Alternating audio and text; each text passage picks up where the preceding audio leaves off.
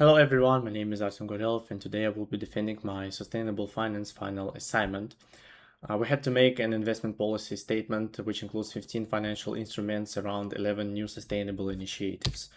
So talking about the first learning outcome, which is initiatives and UN SDGs, for this task I took 11 new sustainable initiatives from Drawdown Solutions website, and these initiatives were already given with the marginal abatement cost. Then I made an analysis on UN SDG coverage and I got 41%, which is 7 out of 17 goals were covered. Talking about the second and the third learning outcomes, my portfolio is quite well diversified because it has a big number of different financial instruments such as assets, green bonds, blue bonds, and sukuk, which is a halal green bond.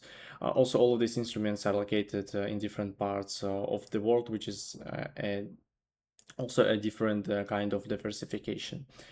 Talking about the ESG score, it was actually the first criteria by which I was using every company. You can see the list of rejected companies.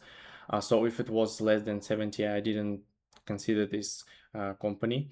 Then for each company, I made due diligence, 14 variable governance table, and event study. Talking about the figures of my portfolio, after making the returns calculations, covariance table, I got the variance, standard deviation, and Sharpe ratio of my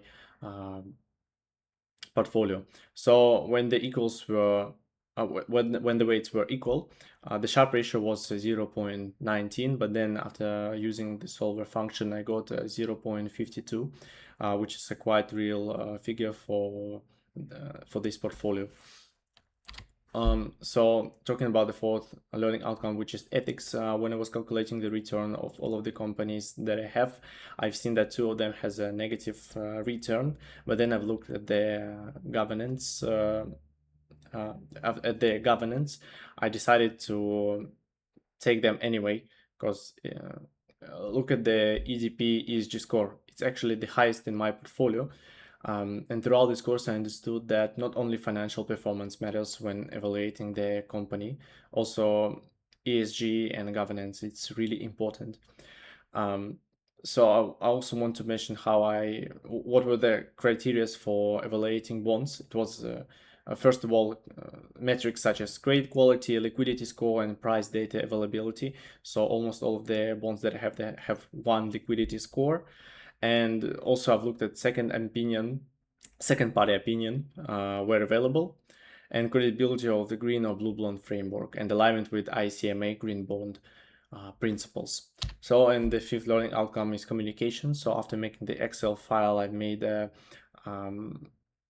one-pager investment policy statement with all of the useful graphs and tables, which will help understand potential shareholders whether to invest in this portfolio or not.